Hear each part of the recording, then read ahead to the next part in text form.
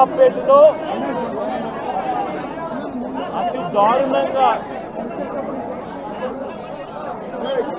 కేవలం ఆధిపత్యం అన్నది చాటడం కోసం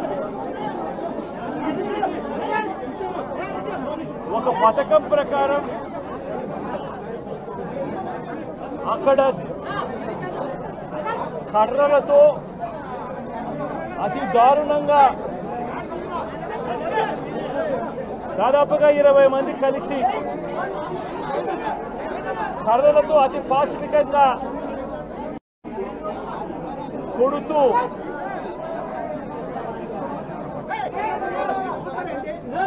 చివరికి హాస్పిటలైజ్ అయి తీవ్రమైన దెబ్బలతో వాళ్ళు హాస్పిటల్లో ఉంటే ఏం సాధిస్తా ఉన్నారు చంద్రబాబు నాయుడు గారిని అడుగుతా ఉన్నాను నేను. మీరు చేసే ఈ కిరాతకాలు, ఈ దారుణాలు వాళ్ళ ప్రజలు ఏమన్నా భయపడతారు అనుకుంటున్నారా? ఎవరు భయపడరు. ఇది ఇంకా కోపంగా మారుతుంది. ఇది ఇంకా కోపంగా మారి చంద్రబాబు నాయుడు గారిని, తెలుగుదేశం పార్టీని రెండింటినీ కూడా బంగాళాఖాతంలో కలిపే పరిస్థితులు కూడా దారితీస్తాయి. మామూలుగా కొత్త ప్రభుత్వం వస్తే ఆ ప్రభుత్వం మీద వ్యతిరేకత రావడానికి కాస్త కూస్త టైం పడుతుంది. కానీ మొట్టమొదటిసారిగా చూస్తూ ఉన్నాం చంద్రబాబు నాయుడు గారి మీద వ్యతిరేకత అన్నది చాలా ఫాస్ట్గా పెరిగిపోతూ ఉంది. నిజంగా ముఖ్యమంత్రిగా ఉన్న వ్యక్తి గవర్నెన్స్ మీద ఫోకస్ పెట్టాల్సింది పోయి ఏం చేస్తూ ఉన్నాడు అన్నది ఒక్కసారి తనను తాను ప్రశ్నించుకోవాలి అని అడుగుతా ఉన్నా. ఈరోజు రైతులకు సంబంధించి వ్యవసాయం పూర్తిగా ముమ్మరంగా సాగుతూ ఉన్న పరిస్థితుల్లో రైతులకు తాను హామీ ఇచ్చిన మేనిఫెస్టోలో తాను చెప్పిన హామీ రైతులకు 20,000 రూపాయలు పెట్టుబడి సహాయంగా ఇస్తానని చెప్పి రైతులకు ఎగరగొట్టేశాడు. ఇవ్వాల్సిన రైతు భరోసా సొమ్మును కూడా ఇవ్వకుండా, ఎక్కువ చేసి ఇస్తానన్న రైతు భరోసా సొమ్మును కూడా ఇవ్వకుండా రైతులకు మోసం చేశాడు. పిల్లలు బడులకు పోతా ఉన్నారు. ఎంతమంది పిల్లలు బడులకు పోతా ఉన్నారు అన్నది అందరికీ తెలిసిన లెక్కలే. ప్రతి సచివాలయంలోనూ ఎంప్లాయీస్ ఉన్నారు, మండల ఎడ్యుకేషన్ ఆఫీసర్లు ఉన్నారు. అయినా కూడా తల్లులను మోసం చేస్తూ అమ్మఒడి ఎగరగొట్టేశారు. ప్రతి పిల్లాడికి ఇస్తాను అని ఎన్నికలప్పుడు చెప్పిన హామీ నీకు 15,000, నీకు 15,000, నీకు 15,000, నీకు 15,000 అని చెప్పి ఆ ప్రతి పిల్లాడిని చూపించి ఇస్తాము అని చెప్పి ఆ పిల్లలను మోసం చేశారు. ప్రతి అక్క చెల్లెమ్మలను మోసం చేశారు. తల్లులకు అమ్మఒడి ఇస్తామని తల్లుల దగ్గర నుంచి మొదలెడితే ప్రతి తల్లికి 18 సంవత్సరాలు నిండిన ప్రతి అమ్మాయికి, ప్రతి అక్కకు, ప్రతి చెల్లెమ్మకు నెలకు 1,500 రూపాయలు ఇస్తామని చెప్పి వాళ్ళను మోసం చేశారు. ఈరోజు ఫీజు రీయింబర్స్మెంట్ తీసుకుంటా ఉన్న పిల్లలు జనవరి, ఫిబ్రవరి, మార్చి క్వార్టర్ ఫీజులు రాలా. ఏప్రిల్, మే, జూన్ ఫీజులు, 2వ క్వార్టర్ కూడా ఫీజులు రాలా. పిల్లలు చదువుకునేదానికి కూడా ఇబ్బంది పడే పరిస్థితిలోకి, ఫీజులు కట్టలేని పరిస్థితిలోకి కాలేజీ యాజమాన్యాలు ఫీజులు అడుగుతా ఉన్న పరిస్థితిని ఈరోజు చూస్తూ ఉన్నాం. పిల్లలకు వసతి దీవెన ఎగరగొట్టేశారు. అక్క చెల్లెమ్మలకు 0 వడ్డీ కూడా రావాల్సిన 0 వడ్డీ కూడా మామూలుగా ఏప్రిల్లో రావాల్సింది అది ఎగరగొట్టేశారు. ఇవన్నీ కూడా వైఎస్ఆర్ కాంగ్రెస్ పార్టీ ఉన్నప్పుడు, జగన్ ముఖ్యమంత్రిగా ఉన్నప్పుడు క్రమం తప్పకుండా క్యాలెండర్ ఇచ్చి ప్రతి ఒక్కరిని కూడా ఆదుకుంటూ వస్తూ ఉన్న పరిస్థితి. అమ్మఒడి అయితేనేమి, రైతు భరోసా అయితేనేమి, విద్యా దీవెన అయితేనేమి, వసతి దీవెన అయితేనేమి, 0 వడ్డీ అయితేనేమి, మత్స్యకాల భరోసా అయితేనేమి, ఇవన్నీ కూడా ప్రజలు మాకెందుకు ఇంకా ఇవ్వలేదు అని చెప్పి ప్రజలు అడుగుతూ ఉన్నారు. వారి గురించి పట్టించుకోకుండా, వారికి చేయాల్సిన మంచి గురించి పట్టించుకోకుండా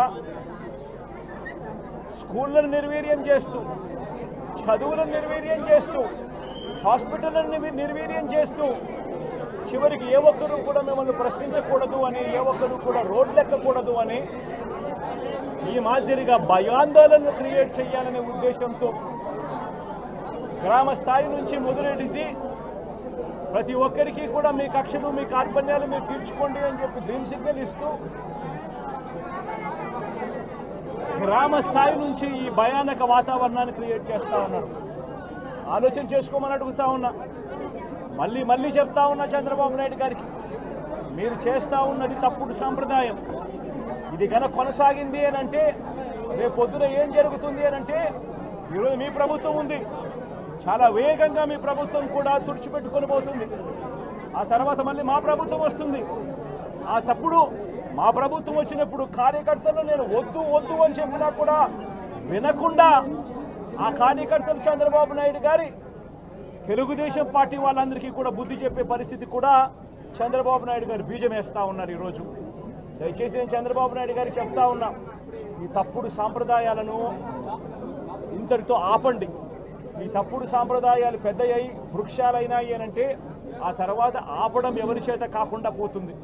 ఇప్పటికే లా అండ్ ఆర్డర్ అనేది గాడి తప్పింది.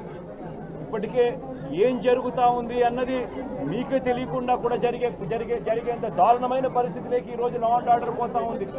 ఒక వైఎస్ఆర్సీపీ కార్యకర్తలే కాదు, వైఎస్ఆర్సీపీని అభిమానించే వాళ్ళే కాదు, చివరికి మహిళల మీద కూడా అగత్యాలు పెరిగిపోయినాయి, చిన్నపిల్లల మీద కూడా అగత్యాలు పెరిగిపోయినాయి.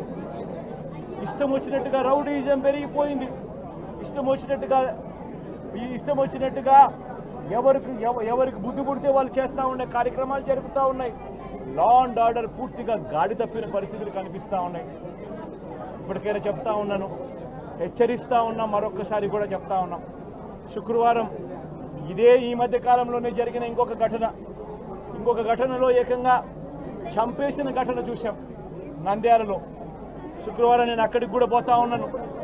ఆ ఘటనను కూడా ఒకసారి రాష్ట్రం దృష్టికి, దేశం దృష్టికి కూడా తీసుకొని పోయే ప్రయత్నంలో భాగంగా అక్కడికి కూడా వెళ్ళి జరిగిన అగాత్యం, జరిగిన అన్యాయం అక్కడ కూడా హైలైట్ చేసే కార్యక్రమం కూడా చేస్తాం. ఖచ్చితంగా హైకోర్టు తలుపులు తడతాం, అవసరమైతే సుప్రీంకోర్టు తలుపులు కూడా తడతాం. ఇప్పటికే ప్రధాన రాజకీయ పక్షాలన్నింటికీ కూడా రాష్ట్రంలో జరుగుతూ ఉన్న అన్యాయాల గురించి వివరించడం జరిగింది. ఇక హైకోర్టు, సుప్రీంకోర్టు గడపలు కూడా గట్టిగా వాళ్ళ తలుపులు కూడా కొట్టే కార్యక్రమాలు గట్టిగా చేస్తాం. రాష్ట్రంలో జరుగుతూ ఉన్న ఈ అన్యాయాలు, ఈ ఆక్రందనల మీద ఎందుకు ప్రెసిడెంట్ రూల్ విధించకూడదు అని చెప్పి కూడా గట్టిగా వాళ్ళని అడిగే కార్యక్రమం కూడా చేస్తాం. గవర్నర్ గారిని కూడా ఈ విషయంలో కలగజేసుకోవాల్సిన అవసరం ఉంది అని చెప్పి కూడా గవర్నర్ గారిని కూడా ఈ సందర్భంగా విన్నపిస్తూ ఉన్నాం.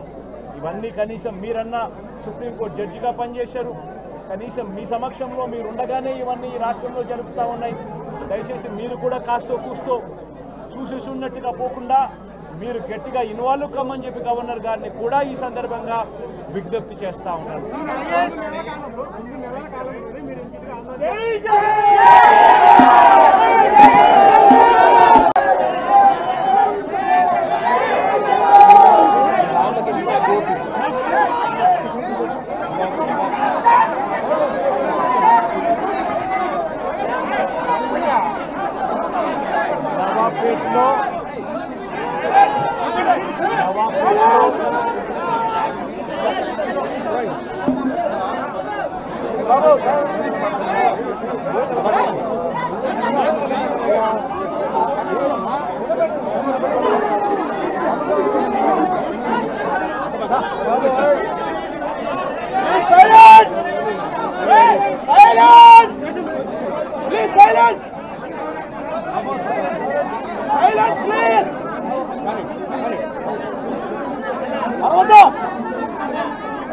నవాబ్పేటలో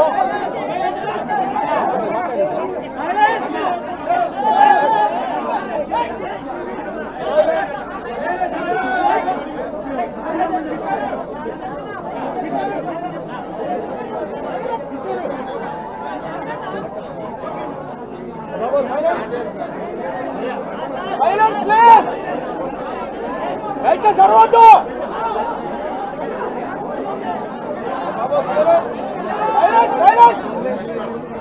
బాబు అరవద్దు. నవాబ్పేటలో అతి దారుణంగా కేవలం ఆధిపత్యం అన్నది చాటడం కోసం ఒక పథకం ప్రకారం అక్కడ కర్రలతో అతి దారుణంగా దాదాపుగా 20 మంది కలిసి కర్రలతో అతి పాశవికంగా కొడుతూ